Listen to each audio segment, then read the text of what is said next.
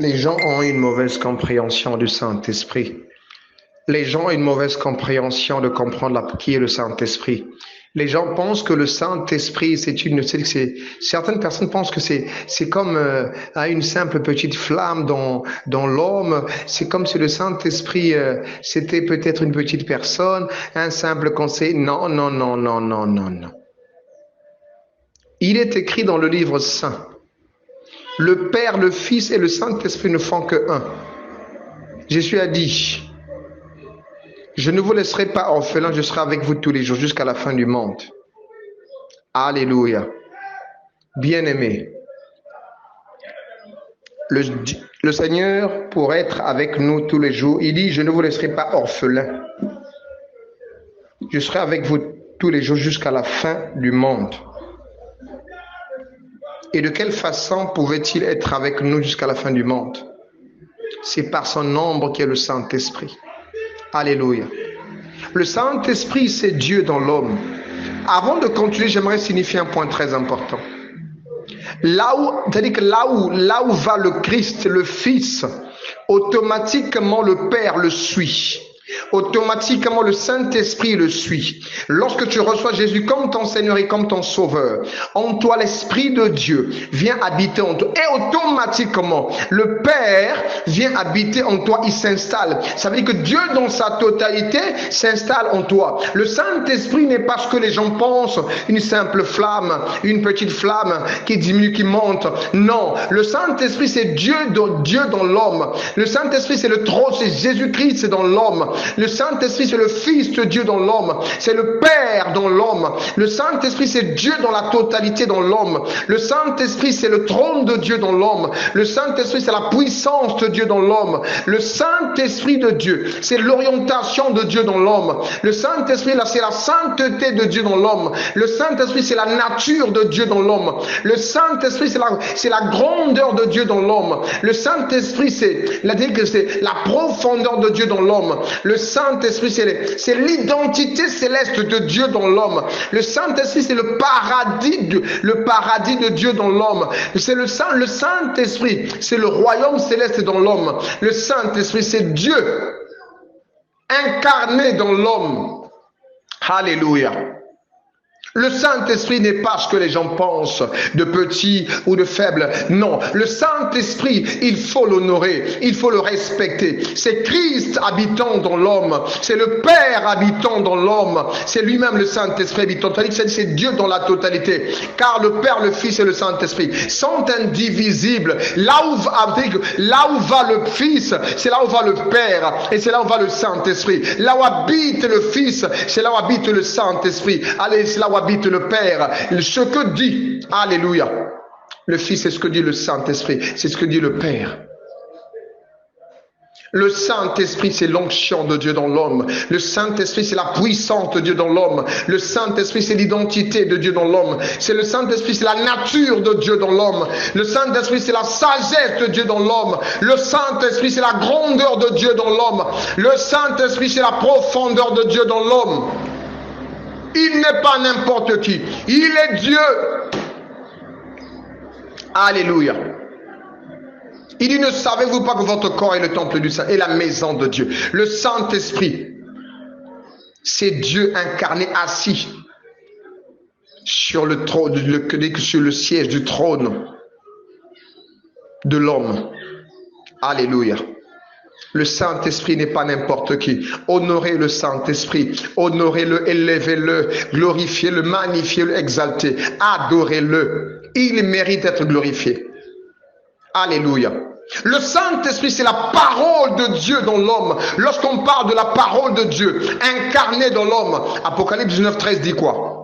Il est revêtu d'un vêtement teint de sang. Son nom est la parole de Dieu. La parole de Dieu, ce n'est pas le simple verset que tu lis. La parole de Dieu, ce n'est pas le simple Matthieu, Ésaïe, Luc, tout ce que tu lis. Ce n'est pas la lettre, mais c'est la parole de Dieu. C'est un homme incarné qui habite dans l'homme. C'est Jésus-Christ de Nazareth. Son nom, dans le livre d'Apocalypse 9:13, il est écrit, il est revêtu d'un vêtement teint de sang. Son nom est la parole de Dieu. La parole de Dieu, c'est Jésus-Christ de Nazareth. C'est le Père. Et ainsi comme Automatiquement, lorsqu'il habite dans l'homme, c'est l'Esprit de Dieu qui incarne la parole. Donc, ça dit que c'est l'ombre de Christ. Et donc, le Saint-Esprit, c'est la parole de Dieu dans l'homme. C'est Jésus dans l'homme. Le Saint-Esprit, c'est la parole faite chair. Le Saint-Esprit, c'est la révélation. Le Saint-Esprit, c'est la pureté. Le Saint-Esprit, c'est l'orientation. Le Saint-Esprit, c'est la parole faite chair, incarnée dans l'homme. Le Saint-Esprit, c'est l'onction de Dieu dans l'homme. Le Saint-Esprit, c'est la nature de Dieu, la nature céleste de Dieu dans l'homme. L'orientation de Dieu dans l'homme. La main de Dieu dans l'homme. Le Saint-Esprit, c'est la puissance de Dieu dans l'homme. Il n'est pas n'importe qui. Alléluia. Alléluia. Le Saint-Esprit n'est pas ce que les gens pensent. Le Saint-Esprit est beaucoup de choses. Alléluia. Il n'est pas ce que l'homme peut penser. Il n'est pas ce que les gens pensent. L'Esprit de Dieu. Il n'est pas n'importe qui. Alléluia. Le Saint-Esprit, c'est Dieu incarné dans l'homme. Le Saint-Esprit, c'est l'onction de Dieu dans l'homme, la puissance de Dieu dans l'homme, la main de Dieu dans l'homme, la nature de Dieu dans l'homme, l'identité de Dieu dans l'homme. Alléluia. Le Saint-Esprit, c'est en fait le trône de Dieu dans l'homme. Le paradis de Dieu dans l'homme, c'est le Saint-Esprit. Le Saint-Esprit, c'est Jésus habitant dans l'homme, incarné dans l'homme. Il n'est pas seulement un simple chandelier, non. Le Saint-Esprit, c'est la bénédiction de Dieu, c'est-à-dire que la bénédiction de Dieu dans l'homme. Le Saint-Esprit, c'est la véritable grâce. Alléluia, la grâce. Lorsqu'on parle de la grâce, ce n'est pas l'argent. La grâce, ce n'est pas les maisons.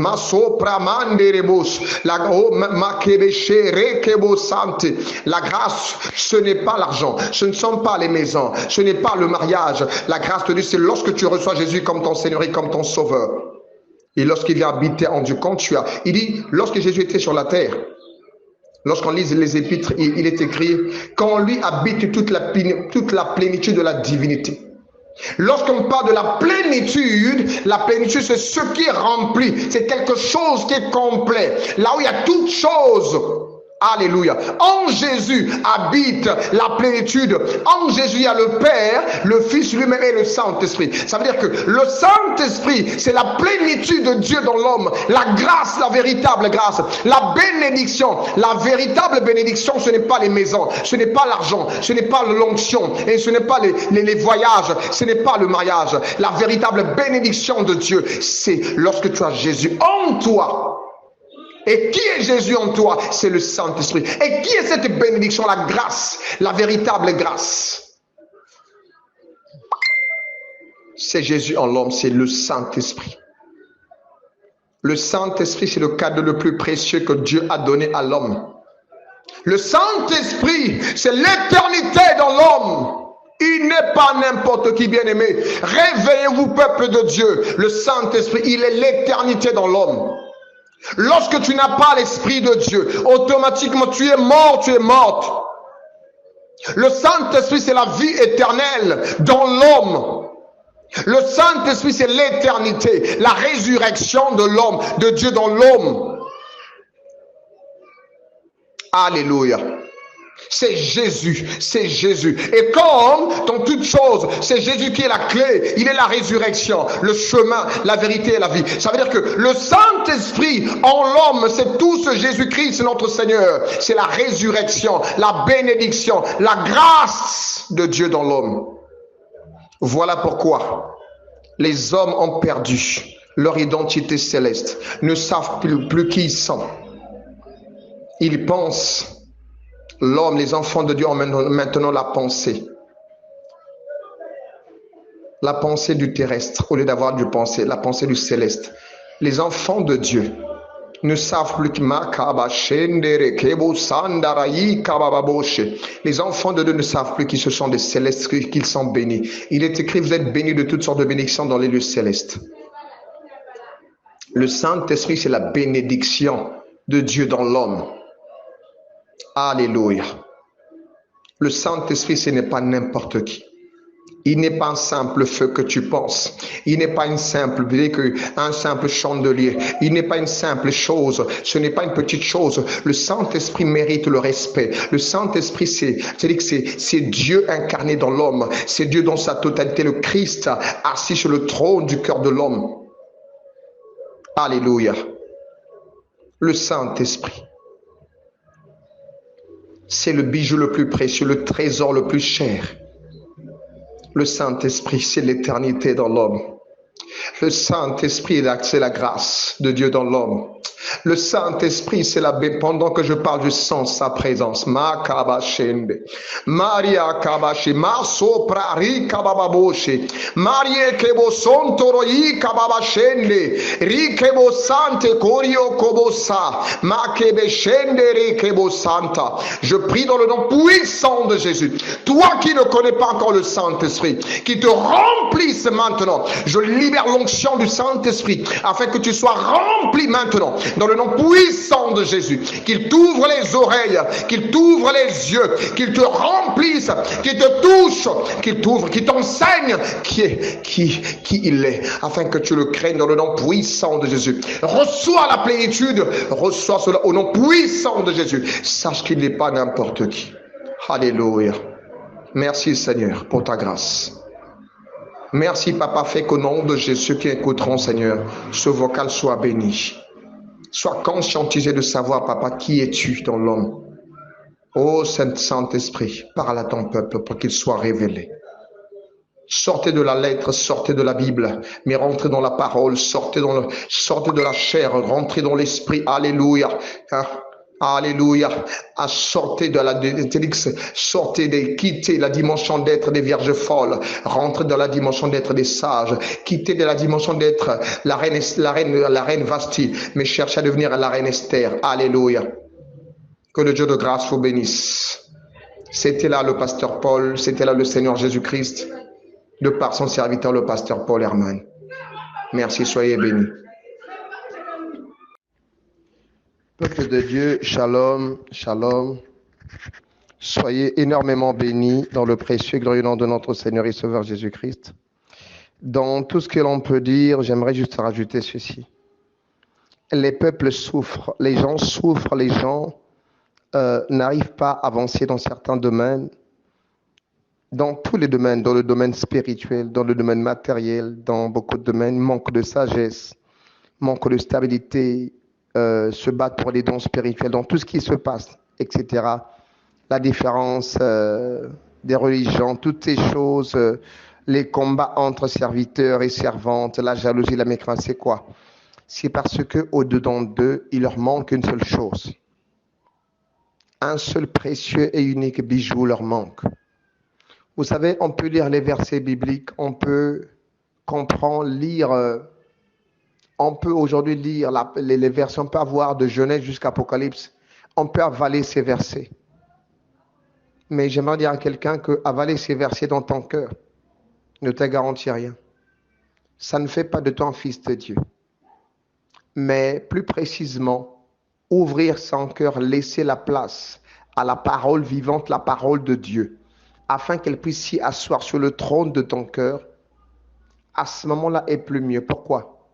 L'homme peut avoir les versets bibliques, l'homme peut avoir 18 versets, des prophéties, toutes ces choses. Si dans son cœur, la parole de Dieu n'est pas présente, l'homme sera jaloux, l'homme sera mécréant, l'homme sera la colère, l'homme aura l'ivresse dans son cœur, l'homme aura la semence de l'ennemi facilement, l'homme va recevoir des flèches, ne se rendra pas compte qu'elle est en train de jalouser son frère, qu'elle est en train d'aller sur le mauvais chemin, parce que la parole vivante qui est Christ n'est point assis dans son cœur pour l'aider à être orienté, pour l'enseigner, pour l'instruire, pour l'affermir, pour le bénir, pour le guérir, afin qu'il devienne ou elle devienne le temple véritable du Dieu Tout-Puissant. Il est écrit, si je vis, ce n'est plus moi qui vis, c'est Christ qui vit en moi. Christ vit en l'homme lorsque le Saint-Esprit est là, lorsque l'homme a donné le siège de son cœur au Seigneur Jésus-Christ, et lorsque le Saint-Esprit s'y assoit, Christ en nous s'assoit, prend le contrôle de ton être, esprit, âme et corps. Commence par te guider, commence par t'enseigner. C'est lui l'enseignant principal.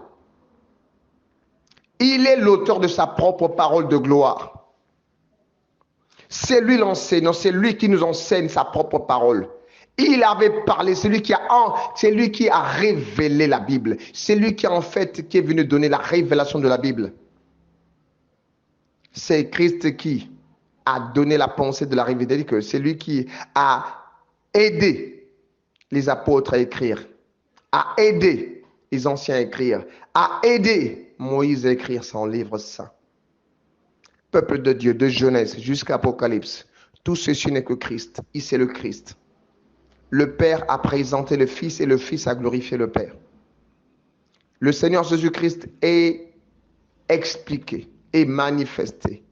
Et au-dedans, il est là de Genèse jusqu'à Apocalypse. Jésus est manifesté. Et dans chaque livre, Jésus est expliqué. Jésus est représenté dans la loi, ainsi dans la grâce. C'est lui. Cela représente les deux ailes de l'aigle. Toute la Bible ne parle que de Jésus. Toute la Bible. Tu ne sauras comprendre ce que le Créateur a dit, le Père a dit.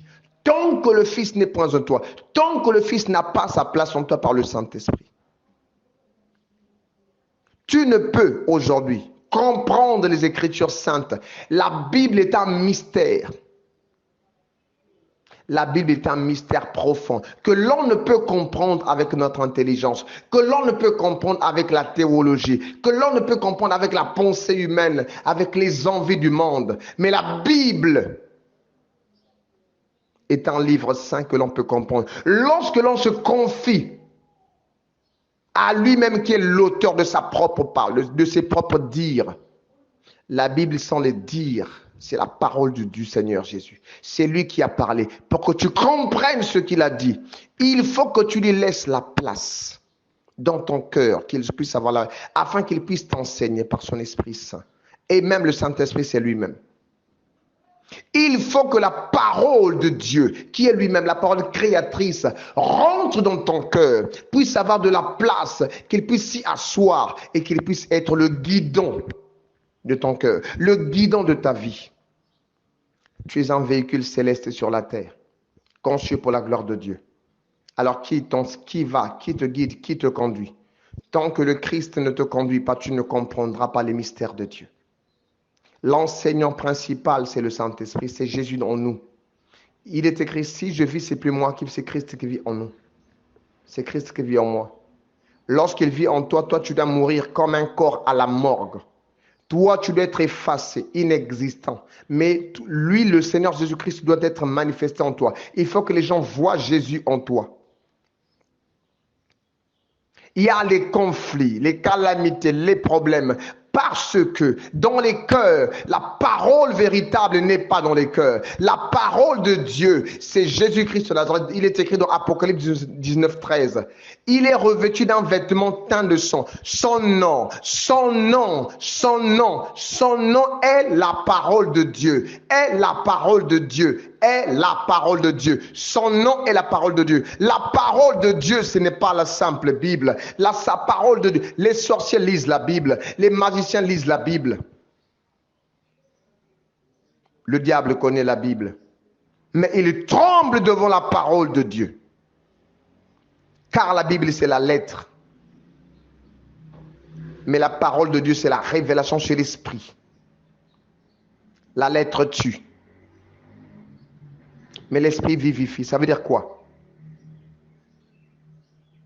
Les simples versets ne te donneront pas la vie. Mais la révélation te donne la vie. Tu veux comprendre la parole de Dieu. Pour comprendre la pensée prophétique de la Bible, pour comprendre les choses au-dedans de la Bible, il faut que tu t'attaches à la parole de Dieu qui est Christ, qui est lui-même l'auteur de sa propre parole. C'est lui qui va t'enseigner. Il est le Saint-Esprit, il est la parole faite chair, il est la révélation, il est les églises, il est l'alliance avec Israël, il est les dons de l'Esprit. Il est le Saint-Esprit. Il est les dons de l'esprit. Il est la sagesse. Il est la grâce dans le livre de Romains. Il est la grâce. Il est la divinité dans l'homme. Ça veut dire quoi? Il est Dieu dans la totalité. Il est la guérison. Il est toute chose. Cherchez Jésus. Cherchez Jésus. Laissez le Christ rentrer dans vos cœurs. Laissez-le transformer vos cœurs. Lorsque la parole de Dieu est réellement assise dans un cœur, tu n'as plus la place pour la haine, pour la colère, pour la jalousie, pour la méchanceté. Tu n'as plus la place pour être derrière la cupidité, les convoitises de ce monde. Parce que en lui habite toute la... Vous savez, ça me fait peur. Il dit, en lui habite toute la plénitude de la divinité. Lorsqu'on parle de la plénitude, quelque chose qui est plein, qui a tout. Qui peut avoir tout si ce n'est pas Dieu? Après, on dit quoi? Divinité. Lorsqu'on convertit l'expression, le mot divinité, divinité signifie Dieu lui-même. Le divin, c'est Dieu. Ça veut dire quoi? En Jésus habite toute chose. En Jésus, il y a Dieu dans la totalité. Que cherchez-vous, peuple de Dieu? Vous cherchez la théologie, vous cherchez les versets, vous cherchez les prophéties, vous cherchez les révélations, toutes ces choses. Vous cherchez le monde, vous cherchez la gloire de ce monde. Mais voilà pourquoi les gens tombent.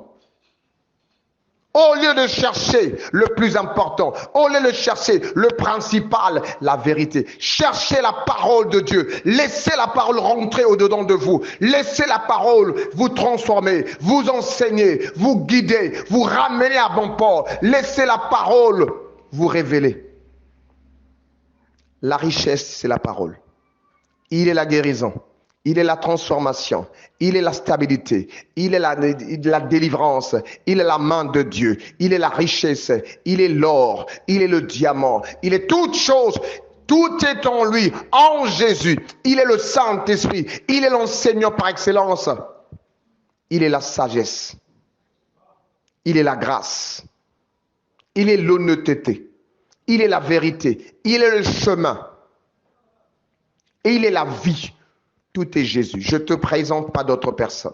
Je te présente Jésus. Ouvre-lui ton cœur. Laisse-le s'y asseoir. Sur le siège de ton cœur, toi descends à ses pieds. Et laisse-le être le guidon de ta vie. Que tu es un véhicule céleste sur la terre. Laisse-le te conduire à bon port. Et tu verras comment ta vie changera. Ton cœur n'aura plus de haine, de jalousie, de méchanceté, de toutes ces choses. Alléluia. Cherchez Jésus, peuple de Dieu. Au lieu de nous mettre sur les échanges, les débats, parfois on se pose des questions. Mais le centre, ce n'est que le Seigneur Jésus-Christ. C'est lui la clé de toutes choses. Le Père a dit, prenez le Fils, afin que vous puissiez avoir toute ma sagesse. Vous voulez mieux me connaître? Vous voulez m'avoir tout en vous? Attachez-vous au Fils, par son Esprit Saint. Alléluia. Soyez richement bénis au nom de Jésus. Amen. Pasteur Paul Herman.